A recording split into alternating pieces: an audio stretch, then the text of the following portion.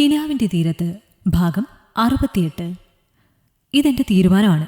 ഇതിൻ്റെ പേരിൽ അമ്മ എന്ത് പ്രശ്നം ഉണ്ടാക്കിയാലും കുഴപ്പമില്ല. എനിക്ക് നല്ല ഉറക്കം വരുന്നു. ഞാൻ കിടക്കാണ്. അത്രയും പറഞ്ഞവൾ മുറിയിലേക്ക് കയറി വാതിലടച്ചപ്പോൾ അത് തൻ്റെ കവിളിൽ കിട്ടിയ ഒരടിയായാണ് സതിക്ക് തോന്നിയത്. ആ ദേഷ്യത്തിന് മുറിയിൽ വന്ന ഉടനെ തന്നെ സതി സുഗന്ധിയെ വിളിച്ചു നോക്കിയെങ്കിലും സുഗന്ധിയെ ആ സമയത്ത് ലൈനിൽ കിട്ടിയിരുന്നില്ല. ഈ വിഷയം എത്രയും പെട്ടെന്ന് സുഗന്ധിയോട് പറയാനുള്ള ഒരാവേശം സതിയിലുണ്ടായിരുന്നു. അവർക്കുറക്കം വന്നിരുന്നില്ല. മീരയിൽ നിന്നും ഇങ്ങനെയൊരു പ്രതികരണം ഒരു വിധത്തിലും അവർ പ്രതീക്ഷിച്ചിരുന്നില്ല. തൻ്റെ മൊബൈൽ ഫോൺ എടുത്ത് സുധിയുടെ ഫോണിലേക്ക് ഒരു മിസ് കോൾ കൊടുത്തിരുന്നു. മിസ് കോൾ കൊടുക്കുമ്പോൾ അവൻ തിരികെ വിളിക്കുന്നത് പതിവാണ്. പ്രതീക്ഷിച്ചതുപോലെ കുറച്ച് സമയങ്ങൾക്ക് ശേഷം സുധിയുടെ ഫോൺ കോൾ വന്നിരുന്നു. എന്താ അമ്മേ, രാത്രിയിൽ എന്തുപറ്റി? അവൻ ചോദിച്ചു. നിന്റെ ഭാര്യയുടെ നല്ല സ്വഭാവം കൊണ്ടാണ് ഈ സമയത്ത് വിളിക്കേണ്ടതായിട്ട് വന്നത്. അവളമ്മേ എന്തു ചെയ്തു? ഗൗരവത്തോടെയാണ് സുധി ചോദിച്ചത്. എൻ്റെ മോനെ ഇന്ന് രാവിലെ കോളേജിലാണെന്ന് പറഞ്ഞു പോയി. വൈകിട്ട് ഇവിടെ കയറി വന്നപ്പോൾ സമയം ഏകദേശം 7:30 7:30യോ? അതേടാ മോനെ, അത്രയും സമയമായി. ഞാനത് അവളോടൊന്നും ചോദിച്ചു. അവൾക്കത് ഇഷ്ടപ്പെട്ടില്ല. അവൾ എന്നെ എന്തൊക്കെയാ പറഞ്ഞതെന്നറിയാവോ? ഭക്ഷണം കഴിച്ച് പാത്രം ഒന്ന് കഴുകി വെച്ചുകൂടെ എന്ന് ചോദിച്ചതിന് അവൾ എന്നെ കൊന്നില്ലെന്നേ ഉള്ളൂ. എന്നോട് പറയാ, നീ പറഞ്ഞാലും അവൾ അവളുടെ തീരുമാനത്തിലേ ജീവിക്കൂന്ന്. നിന്നോട് ഞാൻ അന്നേ പറഞ്ഞതാ ഈ ബന്ധം വേണ്ടാന്ന്. ഇപ്പം നിനക്ക് മനസ്സിലായില്ലേ? കുറച്ചുപോലും ഒരനുസരണ ഇല്ലാത്ത ഒരു അഹങ്കാരി പെണ്ണിനെയാ നിനക്ക് ഭാര്യയായി കിട്ടിയിരിക്കുന്നതെന്ന്. അമ്മ എന്തൊക്കെയാ പറയുന്നത്? ഞാൻ 7 മണിക്ക് വിളിച്ചപ്പോൾ അവൾ എന്നോട് ഞങ്ങളുടെ മുറിയിലിരുന്നാണല്ലോ സംസാരിച്ചത്. എന്നിട്ട് അമ്മ പറയുന്നു 7:30 അവൾ വീട്ടിലേക്ക് വന്നതെന്ന്. ഗൗരവത്തോടെ സുധി ചോദിച്ചു. 7:30 അല്ലടാ മോനെ, 6:30. എനിക്ക് തെറ്റിപ്പോയതാണ്. 6:30 വീട്ടിലേക്ക് വരുന്നത് അത്ര വലിയ കുറ്റമൊന്നും അല്ലമ്മേ. 2-3 ബസ്സൊക്കെ കയറി ഇവിടെ വരെ വരണ്ടേ? പിന്നെ അമ്മയുടെ മോശമായിട്ട് എന്തെങ്കിലും പറഞ്ഞെങ്കിൽ ഞാനത് ചോദിക്കാം. ഞാനതല്ല പറഞ്ഞത്. അവളെ ഇങ്ങനെ അഴിച്ചു വിടാനാണോ നീ ഉദ്ദേശിച്ചത്? അവളിനി പഠിക്കാൻ പോകണ്ട എന്ന് പറ. അവൾ പറയുന്നത് നീ പറഞ്ഞാൽ പോലും അവൾ പഠിക്കാൻ പോകുമെന്നാ.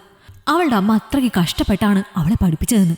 കല്യാണം കഴിഞ്ഞാൽ പിന്നെ ഭർത്താവിൻ്റെ വീട്ടുകാരും പറയുന്നതല്ലേ കേൾക്കേണ്ടത്.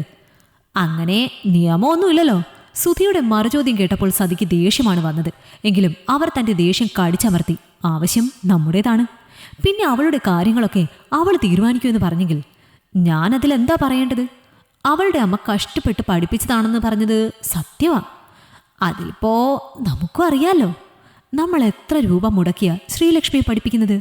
അത് കഴിഞ്ഞ് അവൾ ജോലി ചെയ്യേണ്ടാന്ന് അവളെ കിട്ടുന്ന ചെറുക്കം പറഞ്ഞാൽ നമുക്കാണെങ്കിലും വിഷമമുണ്ടാവില്ലേ?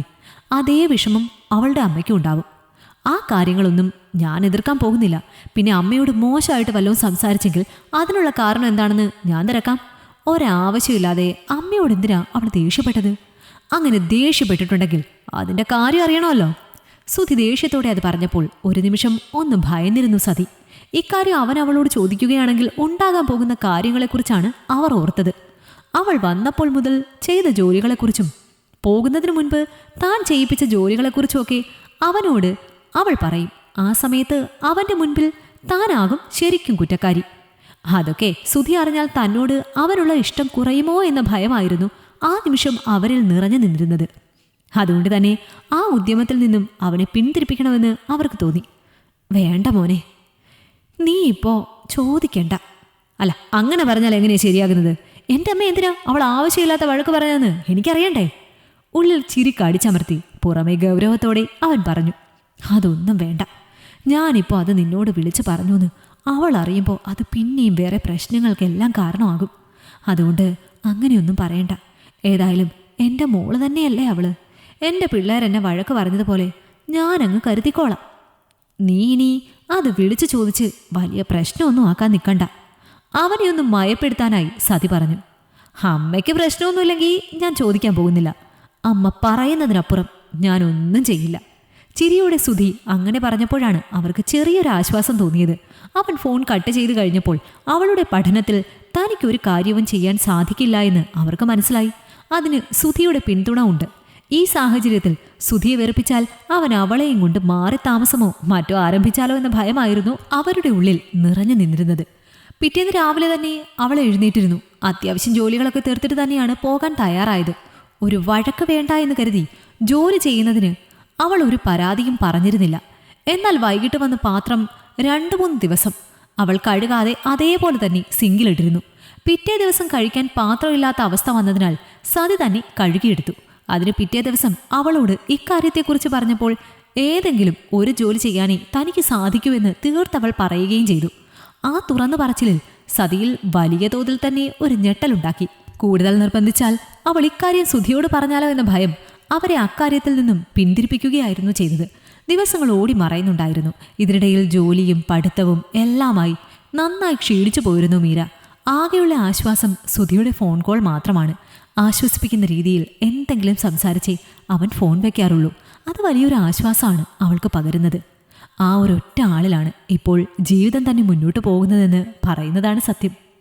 ശനിയും ഞായറും ദിവസങ്ങൾ അവൾക്ക് നരകതുല്യമാണ്. അന്നത്തെ ദിവസം സുഗന്ധിയും കുടുംബവും എത്തും.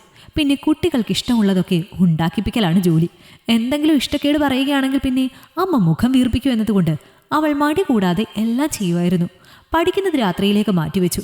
സുധിയുടെ പിന്തുണ ഉണ്ട് എന്ന് അവൾക്ക് നന്നായി അറിയാം. എങ്കിലും അത് കൂടുതൽ താൻ ഉപയോഗിക്കുന്നത് ശരിയല്ലെന്ന് അവൾക്ക് തോന്നി. മറുനാട്ടിൽ കിടക്കുന്നവനാണ്. അവൻ്റെ മനസ്സ് വിഷമിപ്പിച്ചാൽ അവന് മറ്റ് അസുഖങ്ങളൊന്നും വരുത്തേണ്ട എന്ന് അവൾ കരുതി. എല്ലാ കാര്യങ്ങളും അവനോട് പങ്കുവയ്ക്കാതിരിക്കാൻ അവൾ നന്നായി തന്നെ ശ്രദ്ധിച്ചിരുന്നു. ഞായറാഴ്ച ദിവസം അജയനും എത്തും. അജയന് ചിക്കനും മീനും എല്ലാം വേണം. എന്തെങ്കിലും സുധിയോട് അവൾ പറഞ്ഞാലോ എന്ന് കരുതി ചെറുതായി എന്തെങ്കിലുമൊക്കെ അരിയാനും മറ്റുമായി സതിയും കൂടും. എന്നാൽ ഭൂരിഭാഗം ജോലികളും ചെയ്യുന്നത് മീര തന്നെയാണ്.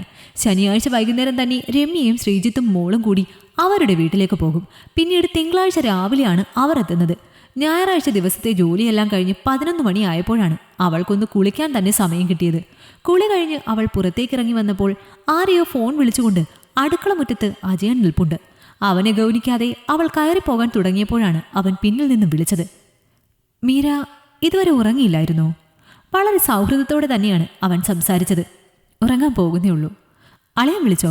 കുറച്ചു മുന്നേ വിളിച്ചിരുന്നു. ഇന്ന് നൈറ്റുണ്ട്, അപ്പോൾ പോകാൻ ഒരുങ്ങാണെന്ന് പറഞ്ഞു. പിന്നെ പോയപ്പോഴും വിളിച്ചു. അളിയന് ഇനി വരണമെങ്കിൽ എങ്ങനെയായാലും ഒരു 7 മാസം എടുക്കും അല്ലേ? അറിയില്ല, ഞാൻ അതിനെക്കുറിച്ച് ഒന്നും ചോദിച്ചിട്ടില്ല. ലീവാകുമ്പോൾ ഏട്ടൻ പറയുമല്ലോ. കല്യാണം കഴിഞ്ഞ് വെറും 1 മാസമാണ് ഭർത്താവ് കൂടെ നിന്നത്. മീരയ്ക്ക് വിഷമമുണ്ടാവും. അതെത്രയാണെങ്കിലും കാണില്ലേ? ആരൊക്കെ കൂടെ ഉണ്ടെങ്കിലും സ്വന്തം ഭർത്താവ് കൂടെ ഇല്ലാത്തത് ഒരു വലിയ വിഷമം തന്നെയല്ലേ? അതെ അതെ. നിങ്ങളെങ്ങനെയാണ്? ഫോണിൽ കൂടെയാണോ കാര്യങ്ങളൊക്കെ സംസാരിക്കുന്നത്? എന്ത് കാര്യങ്ങൾ? അല്ല, ഈ വിവാഹ ജീവിതത്തെക്കുറിച്ചുള്ള ചില കാര്യങ്ങളില്ലേ? എങ്ങനെയാ? വീഡിയോ കോൾ ചെയ്യുമോ അതോ? അവൻ പറഞ്ഞതിൻ്റെ അർത്ഥം അവൾക്ക് മനസ്സിലാക്കാൻ സാധിച്ചിരുന്നില്ല. എനിക്കറിയാം, കല്യാണം കഴിഞ്ഞ് ഒരൊറ്റ മാസമല്ലേ ഭർത്താവിൻ്റെ കൂടെ താമസിച്ചിട്ടുള്ളൂ. ചില കാര്യങ്ങളുടെ സുഖം നമ്മൾ അറിഞ്ഞു വരുമ്പോൾ അത് വീണ്ടും വീണ്ടും അറിയാൻ തോന്നും. അപ്പോഴേക്കും ഭർത്താവ് അകന്നുപോയി. മീരയ്ക്ക് എന്തൊക്കെ ആഗ്രഹങ്ങളുണ്ടെന്ന് എനിക്ക് മനസ്സിലാക്കാൻ സാധിക്കും. ദേ, ആരും അറിയില്ല. എന്തെങ്കിലും ആവശ്യമുണ്ടെങ്കിൽ എന്നോട് പറഞ്ഞാൽ മതി. അളിയൻ ഗൾഫിലാണെന്നുള്ള ഒരു കുറവും വരുത്താതെ മീരയുടെ സ്വകാര്യ ആവശ്യങ്ങളൊക്കെ ഞാൻ നീറ്റായിട്ട് ചെയ്തു തരാം. അജയൻ്റെ വാക്കുകൾ കേൾക്കെ ഉള്ളിലൊരു വല്ലാത്ത സ്ഫോടനമാണ് അവൾക്ക് സംഭവിച്ചത്. ആ നിമിഷം തന്നെ അവളുടെ കൈ അവൻ്റെ കരണത്ത് പതിഞ്ഞിരുന്നു. ഒരു നിമിഷം എന്താണ് സംഭവിച്ചത് എന്ന് മനസ്സിലാക്കിയെടുക്കാൻ അജയനും സാധിച്ചിരുന്നില്ല. എങ്കിലും അതിൻ്റെ ഞെട്ടൽ അവനിലുണ്ടായിരുന്നു. ദേഷ്യത്തോടെ അവളുടെ മുഖത്തേക്ക് അവൻ നോക്കി. കണ്ണുകൾ ചുവന്ന് അത് നിറഞ്ഞിട്ടുണ്ട്. ഇത് ഞാൻ എൻ്റെ സുധിയേട്ടന് വേണ്ടി ചെയ്തതാ. ആ പാവം മനുഷ്യന് നിങ്ങളെ എന്ത് ഇഷ്ടമാണെന്നറിയോ? സ്വന്തം സഹോദരനെ പോലെയാണ് നിങ്ങളെ സ്നേഹിക്കുന്നതും കരുതുന്നതും. ആ നിങ്ങൾ അദ്ദേഹം ഇല്ലാത്ത സമയത്ത് അദ്ദേഹത്തിൻ്റെ ഭാര്യയ്ക്ക് സുഖം നൽകാൻ വേണ്ടി കാത്തു നിൽക്കുന്ന വ്യക്തിയാണെന്ന് സുധിയേട്ടൻ അറിഞ്ഞാൽ തകർന്നു പോകും. സുധിയേട്ടൻ ഇവിടെ ഉണ്ടായിരുന്നെങ്കിൽ, ഇതറിഞ്ഞിരുന്നെങ്കിൽ ഇത് ചെയ്യേണ്ടത് അദ്ദേഹമായിരുന്നു. അതിന് പകരമായിട്ടാണ് ഞാൻ ചെയ്തതെന്ന് കരുതിയാൽ മതി. എനിക്കിപ്പോൾ ഒരസുഖങ്ങളുമില്ല. എൻ്റെ പ്രശ്നങ്ങളൊക്കെ തീർക്കാനുള്ള കഴിവ് എൻ്റെ ഭർത്താവിനുണ്ട്. നട്ടലുള്ള ഒരുത്തൻ്റെ ഭാര്യയാണ് ഞാൻ. ഭർത്താവ് ഗൾഫിലുള്ള പെണ്ണുങ്ങളൊക്കെ അങ്ങനെ നടക്കുന്നു എന്നുള്ള ഒരു ചിന്ത തനിക്കുണ്ടായിരിക്കും. അതങ്ങ് മാറ്റിവെച്ചാൽ മതി. ഇനി മേലാൽ ഇത്തരത്തിലുള്ള എന്തെങ്കിലും വേഷം കെട്ടുമായിട്ട് എൻ്റെ മുന്നിൽ വന്നാൽ ഇനി എൻ്റെ പ്രതികരണം ഇങ്ങനെ ആയിരിക്കില്ല. നേരെ കൊണ്ടുപോയി ഞാൻ പോലീസ് സ്റ്റേഷനിൽ ഒരു കംപ്ലൈൻറ്റ് അങ്ങ് കൊടുക്കും. ഇപ്പോഴത്തെ കാലത്തെ നിയമങ്ങളെപ്പറ്റി ഒന്നും നിങ്ങൾക്ക് ഞാൻ പറഞ്ഞു തരണ്ടല്ലോ. പിന്നെ നിങ്ങൾക്ക് അത്രയ്ക്ക് ആഗ്രഹമാണെങ്കിൽ നിങ്ങളുടെ വീട്ടിലുണ്ടാവുമല്ലോ. നിങ്ങൾക്ക് ജന്മം നൽകിയ, നിങ്ങളെ വിശ്വസിച്ചിട്ടുള്ള ഒരമ്മയും പെങ്ങളും. അവരിൽ ആരോടെങ്കിലും ചെന്ന് നിങ്ങളുടെ സൂക്കേട് തീർത്താൽ മതി. അത്രയും പറഞ്ഞ് അരിശത്തോടെ അവൾ അകത്തേക്ക് കയറി. അജയൻ്റെ കണ്ണിൽ പക നിറഞ്ഞു. എത്ര നിയന്ത്രിച്ചിട്ടും അവളുടെ കണ്ണുകൾ നിറഞ്ഞു പോയിരുന്നു. സുധി എത്രത്തോളം അവനെ വിശ്വസിക്കുന്നുണ്ടെന്ന് ഈ ചെറിയ കാലയളവ് കൊണ്ട് തന്നെ താൻ മനസ്സിലാക്കിയതാണ്. അജയനോടൊരു സഹോദരനോട് എന്നുള്ളത് പോലെയാണ് ഇഷ്ടം. അങ്ങനെയുള്ള അജയന് എങ്ങനെയാണ് തന്നോടിങ്ങനെ പറയാൻ തോന്നിയത്? അവൾക്ക് വല്ലാത്ത ഒരു വേദന തോന്നിയിരുന്നു. അന്ന് പലതവണ സുധി വിളിച്ചുവെങ്കിലും അവൾ ഫോൺ എടുത്തില്ല. തലവേദനയാണെന്ന് അവന് മെസ്സേജ് അയച്ചു. എങ്കിൽ കിടന്നോളാൻ അവൻ മറുപടിയും കൊടുത്തു. ഈ സമയത്ത് അവനോട് ഫോണിൽ സംസാരിച്ചാൽ അറിയാതെയാണെങ്കിലും അവനോട് ഈ കാര്യം പറഞ്ഞു പോകും.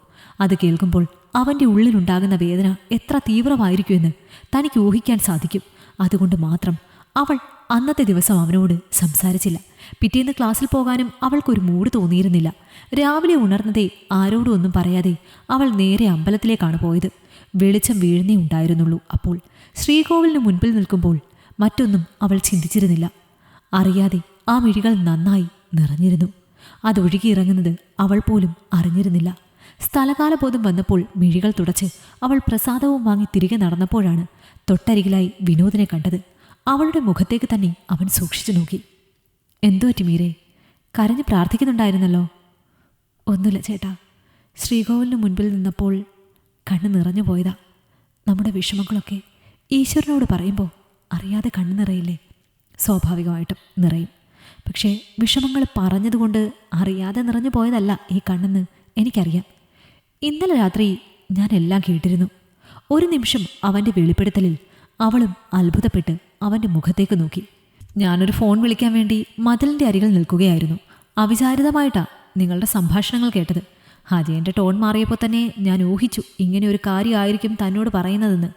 അവസാന നിമിഷം വരെ ഞാൻ പ്രാർത്ഥിച്ചത് അങ്ങനെ ഒരു കാര്യം അവൻ്റെ നാവിൽ നിന്ന് വീഴരുതെന്നാണ്. പക്ഷേ പ്രതീക്ഷിക്കാത്ത എന്തോ അതുതന്നെയാണ് സംഭവിച്ചത്. മീരയുടെ മറുപടി ഞാൻ കേട്ടു. നന്നായി. അവന് കൊടുക്കാനുള്ളത് അതിലും നന്നായി ഒന്നുമില്ല. മീര തന്നെ അതിന് പരിഹാരം കണ്ടല്ലോ. ഇന്നലെ വൈകുന്നേരം ഈ സംഭവം കഴിഞ്ഞപ്പോൾ സുധി എന്നെ വിളിച്ചിരുന്നു. ഇത് അവനോട് പറയണമെന്ന് കരുതിയതാണ്. പിന്നെ ഞാനായിട്ടൊന്നും പറഞ്ഞില്ല. മീരയുടെ കണ്ണു നിറഞ്ഞപ്പോൾ എനിക്ക് മനസ്സിലായി മീരയും അവനോടൊന്നും പറഞ്ഞിട്ടില്ല എന്ന്. അതാവും മീരയ്ക്ക് വേദന. ഞാൻ ഒരിക്കലും പ്രതീക്ഷിച്ചിരുന്നില്ല ചേട്ടാ. പുറത്ത് ആരെങ്കിലും ആയിരുന്നെങ്കിൽ പോലും എനിക്ക് അത്രയ്ക്ക് വിഷമം ഉണ്ടാവില്ലായിരുന്നു. സ്വന്തം വീടിനകത്തുള്ളവർ തന്നെ എന്നോടല്ല സുധിയേട്ടനോടാണ് അവരൊക്കെ തെറ്റ് ചെയ്തത്. അവൻ ഇപ്പോഴും അവൻ്റെ വീട്ടിലുള്ള പലരെയും അറിയില്ല. അവൻ്റെ വീട്ടിലെ സഹോദരങ്ങളെപ്പറ്റി ഞാൻ എന്തെങ്കിലും പറഞ്ഞാൽ പിന്നെ അതൊരു കുറ്റവും കുറവും ആകും. ഞാനതാ പറയാതിരിക്കുന്നത്. അജയനെപ്പറ്റി പലവട്ടം എനിക്ക് സംശയം തോന്നിയിട്ടുണ്ട് പല കാര്യങ്ങളിലും. അതൊക്കെ ഞാൻ സുധിയോട് പറയുമ്പോൾ അവന് സഹോദരിയുടെ ഭർത്താവല്ലേ എന്നുള്ള ഒരു പരിഗണനയാണ് കൊടുക്കുന്നത്.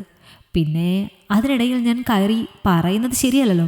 ശ്രീജിത്തും കണക്ക് തന്നെയാണ്. ഇങ്ങനെയുള്ള സ്വഭാവമൊന്നുമില്ലെന്ന് മാത്രം. സുധിയിൽ നിന്നും എത്ര രൂപ കിട്ടുമോ അത്രയും രൂപ പിടിച്ചു വാങ്ങുക എന്നുള്ളതാണ് അവരുടെ ലക്ഷ്യം. അതിനുവേണ്ടിയാണ് അവരെല്ലാവരും സുധിയെ ഇങ്ങനെ ഗൾഫിലിട്ട് വണ്ടിക്കാളെ പോലെ പണിയെടുപ്പിക്കുന്നത്. കുടുംബത്തിൽ വെച്ച് ഇച്ചിരിയെങ്കിലും അവനോട് മനുഷ്യപ്പറ്റും സ്നേഹവും ഉള്ളത് ആ ഇളയ പെൺകുട്ടിക്കാണ്. മീരയ്ക്കറിയോ, മീരയുടെ വിവാഹാലോചന വന്നതിന് ശേഷം സുധിയുടെ അമ്മ അവനൊരു വിവാഹാലോചനയും കൊണ്ട് വന്നു. ഒരു രണ്ടാം കെട്ടുകാരി പെൺകുട്ടി. ഏതെങ്കിലും അമ്മമാർ ചെയ്യുന്ന കാര്യമാണോ? അവർക്കൊക്കെ പണം മാത്രമാണ് ലക്ഷ്യം. ഞാനൊരിക്കലും അവൻ്റെ കുടുംബത്തിൻ്റെ കുറ്റം തന്നോട് പറഞ്ഞു തന്നതല്ല. താനെല്ലാം കണ്ടറിഞ്ഞ് പെരുമാറണമെന്ന് മനസ്സിലാക്കി തന്നതാണ്. സുധിക്കൊരു ആപത്ത് വന്നാൽ നീ മാത്രമേ അവനോടൊപ്പം ഉണ്ടാവൂന്ന് എനിക്കുറപ്പാണ്. അവനെന്തെങ്കിലും ഒരു പ്രശ്നം വന്നാൽ അല്ലെങ്കിൽ അവൻ്റെ ജോലി അവിടുത്തെ പോയാൽ തീരാവുന്ന ബന്ധങ്ങളെ സുധിക്ക് അവൻ്റെ വീട്ടിലുള്ളൂ. പക്ഷെ മീര അങ്ങനെ അല്ല എന്നെനിക്കറിയാം. അവൻ്റെ കൂടെ അവസാന നിമിഷം വരെ താനുണ്ടാവും എന്നുള്ള ഒരു വിശ്വാസം എനിക്കുണ്ട്. തന്നെ ആദ്യമായിട്ട് കണ്ടപ്പോൾ മുതൽ എനിക്കത് ഉറപ്പായിരുന്നു. സുധിയും ഇത്രത്തോളം ആഗ്രഹിച്ചിട്ടുള്ള മറ്റൊന്നും ഞാൻ കണ്ടിട്ടില്ല. ഒന്നിനോടും ആർത്തിയും അത്യാഗ്രഹവും ഇല്ലാത്ത കൂട്ടത്തിലാണ് അവൻ. കിട്ടുന്നതെന്തോ അതിൽ തൃപ്തി കണ്ടെത്തുന്ന ഒരാൾ. അങ്ങനെയുള്ള ഒരാൾ ജീവിതത്തിൽ ആദ്യമായിട്ട് ആഗ്രഹിച്ചതും നേടിയെടുക്കണമെന്ന് കരുതിയതും തന്നെ മാത്രമാണ്. പിന്നെ ഞാനിപ്പോൾ പറയുന്നത് ഒരു പ്രശ്നം ഒഴിവാക്കാൻ വേണ്ടി പറയുക. തൽക്കാലം ഇക്കാര്യം സുധി അറിയിക്കേണ്ട. അവൻ വേറൊരു നാട്ടിൽ നിൽക്കുകയല്ലേ. ഇത് കേൾക്കുമ്പോൾ അവന് സങ്കടം ഉണ്ടാവും. പിന്നെ ഞാൻ ഒരിക്കൽ കൂടി പറയുന്നു, തൽക്കാലം അവനിതറിയണ്ട. സുധി നാട്ടിൽ വന്നു കഴിയുമ്പോൾ സമയവും സന്ദർഭവും ഒത്തുവരുമ്പോൾ ഇങ്ങനെ ഒരു അനുഭവം ഉണ്ടായ കാര്യം മീര അവനോട് തന്നെ പറയണം. പറഞ്ഞില്ലെങ്കിൽ ഞാൻ പറയും. വിനോദ് പറഞ്ഞപ്പോൾ അവൾ സമ്മതത്തോടെ തലയാട്ടിയിരുന്നു. കണ്ണൊക്കെ തുടച്ച് ഹാപ്പിയായിട്ട് വീട്ടിലേക്ക് പോകാൻ നോക്ക്. എന്നിട്ട് കോളേജിൽ പോ. മനസ്സ് വല്ലാതെ ഇരിക്കുന്നു. അതുകൊണ്ട് ഞാനിന്ന് കോളേജിൽ പോകുന്നില്ലെന്ന് കരുതിയത്. ഇങ്ങനത്തെ കാര്യങ്ങൾക്കൊക്കെ നമ്മുടെ സമയം വേസ്റ്റ് ചെയ്താൽ നഷ്ടം ഉണ്ടാകുന്നത് നമുക്ക് തന്നെയാണ്. ഇന്ന് പഠിപ്പിച്ചതൊക്കെ താൻ പിന്നെയും നാളെ പഠിക്കണ്ടേ? അതിലും നല്ലത് ഇക്കാര്യം അങ്ങോട്ട് മാറ്റി വെച്ചിട്ട് സുധിയോട് പോയി നല്ല 2-3 റൊമാൻറ്റിക് ഡയലോഗൊക്കെ അടിച്ചിട്ട് റെഡിയായിട്ട് വേഗം പോകാൻ നോക്ക്. വണ്ടി കിട്ടത്തില്ലെങ്കിൽ ഞാൻ ആ കലിങ്കിൻ്റെ അവിടെ 8 മണി വരെ കാണും. തന്നെ ബസ് സ്റ്റോപ്പിലേക്ക് ആക്കിയേക്കാം. വിനോദ് പറഞ്ഞപ്പോൾ അവൾ സമ്മതത്തോടെ തലയാട്ടിയിരുന്നു. തുടരും. ഈ കഥ നിങ്ങൾക്കിഷ്ടമായെങ്കിൽ ലൈക്ക് ചെയ്യൂ. നിങ്ങളുടെ അഭിപ്രായങ്ങൾ കമന്റായി രേഖപ്പെടുത്തൂ. കൂടുതൽ കഥകൾ കേൾക്കാൻ ഈ ചാനൽ സബ്സ്ക്രൈബ് ചെയ്യൂ.